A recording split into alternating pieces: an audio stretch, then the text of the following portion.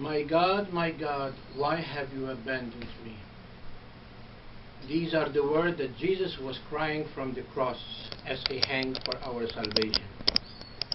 Many people think that he was saying that God the Father and the Spirit has abandoned him, but at that very moment he was singing Psalm 22. And that is the sound that Jesus was crying on the cross. Remember that the Passover is full of psalms, and they sing those psalms purposely because in those psalms they know the meaning of what they are celebrating. And Jesus knows that this is the time that he is going to be separated from his loved ones and enter in the union with the Father, to be with the Father, as he said in the Passion a little earlier. From now on, I will not eat with you unless I come to the kingdom. And also he said that I will be, you will not see me, I will be with the Father. My dear people, today we begin the beautiful Holy Week. In the old days, in the beginning of the church, this feast, Palm Sunday, Holy Thursday, Good Friday, and the Vigil was celebrated in one night. Was celebrated from Saturday night, when they begin the Vigil, till Sunday morning, all night long. The church celebrate those festivals. And then in the 3rd century, they divide Holy Thursday, Good Friday by themselves, and then they later on they divide even Palm Sunday to be celebrated the Sunday before the Passion of our Lord. The Vigil of Easter always remain on Saturday, in the Vigil following to the morning. We know that today we walk with Jesus through the stations of the cross. I hope and pray that many of you have followed Jesus this 5 weeks of Lent, especially on Fridays or other day of the week with the stations of the cross. I always believe and I always say there is no one saint in heaven who was not devoted to the Passion of Christ.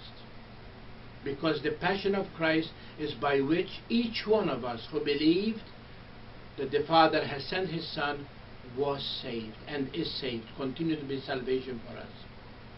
We remember how he appeared in front of Pilate after the horrible night in the courtyard of Caiaphas. How they make fun of him, how they insulted him, how they challenged him, how they spat on him. And then early in the morning they took him to Pilate, which is the first wrong in the trial of Jesus, because the Roman Empire will not allow the court to be open before 8:30. At 6 o'clock they were already in the praetorium of Pilate to destroy Jesus, because they were afraid that they will not finish the job by 4 o'clock when the Passover began. And so they rushed to judgment, to trial. Pilate tried to convince the people that he has nothing to put Jesus to death. There was no claim.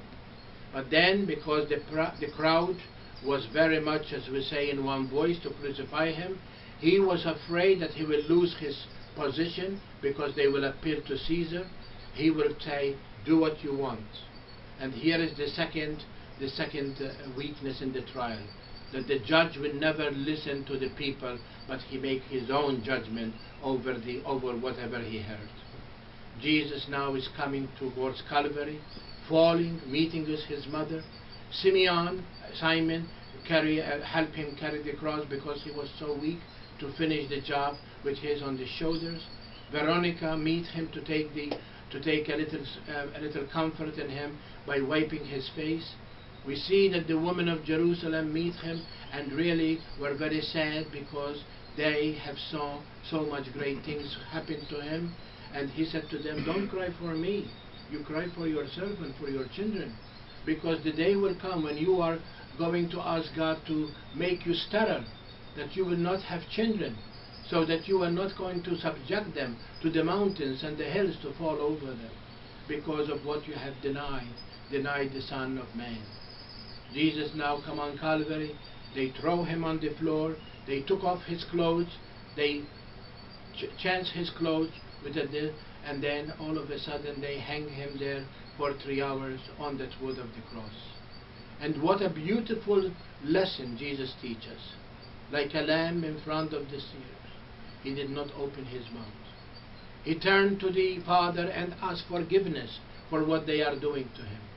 He gave us the great gift that God ever created on the face of the earth, his mother, to be the mother who will help us, because he knows that now, as he said to the crowd, if are you doing this to the green, how much you are going to do it to the dry? If you are doing it to me, I am the first one, how much you are going to do to the rest of my company? And Jesus again turned to the Father and asked him to receive his soul, because now he has fulfilled the mission that he has come in this world. It is finished, O Father. Let my spirit rest in you. And Jesus died on the cross, and we meditate on that because it's very important to really stop and think about that beautiful scene of Jesus dying for humanity on the hill of Calvary. They took the dead body without cleaning him because it was the Sabbath. They rushed him to the tomb, and they put him in the tomb that Joseph Arimathea has given to him, that no one has been laid there before. And that's very important for the evangelist to say, is not another person who rise, but Jesus who rise from the tomb. And then the woman the following day, they're already early in the morning behind the tomb, the faithful woman, so that they can clean the body of Jesus from the blood, perfume him with the perfume before they lay him for his burial. This is the stations of the cross, dear people. And those stations and that walk is the walk of each one of us. We have been betrayed unjustly. We have carried a cross. We met people in our way to help us. We are crucified in front of people. We are ashamed because they took off our clothes, not the clothes, physically clothes. They took all our honor that we have. They also destroyed us with their tongues. They kill us, and also they bury us, and they don't want to know nothing about us. The journey of Jesus is the journey of every Christian. And that's why this Holy Week I appeal to you. I appeal to you with a voice of a priest. Give your time to Jesus. Put your calendar and your things that you have to do aside. Meditate on Monday and Tuesday and Wednesday the most beautiful teaching of Jesus in the Gospel that he is going to teach us. Then we gather together on Thursday to celebrate the great love of Jesus, not feeling sorry for himself, but we feel sorry for us. And because he felt so bad for us, he wants to remain with us. Et verbum caro pactum est, et habitabit in nobis. These are the words that St. John used in the Gospel, that the Word become flesh and dwell among us. And he wants to dwell among us. He wants to remain with us in the sacrament of love. Every time we come to Mass, we celebrate the dying and the rising of Jesus, the passion and the resurrection of Jesus.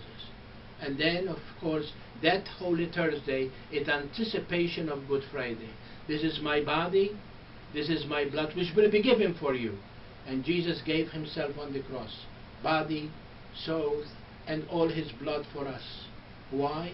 To redeem us, to save us from the claws of the evil one. And then that same Jesus that we see and we meditate and we walk with him to his passion and to his tomb is the one we raise again to the glory of the Father. This is what we did in the 5 weeks of Lent. I hope I am right, that we find those things in our life who are really not pleasing to God, and we bury them, the buried sin, so that we can rise from that sin and new creation. This is why we, on Holy Saturday, we renew the vows of baptism, because we have rejected sin and we have believed again and renew again our faith in God the Father, Son and Spirit. I hope and pray that this week will be a very inspiration week, a week that follows Jesus. So as we follow him, one day we will follow him not to the cross, but to that eternal Jerusalem, as we say in the opening prayer. Because all of us as Christians look forward to be with Jesus, who suffered so much for us, to redeem us, because he loves us. He wants us to be saved.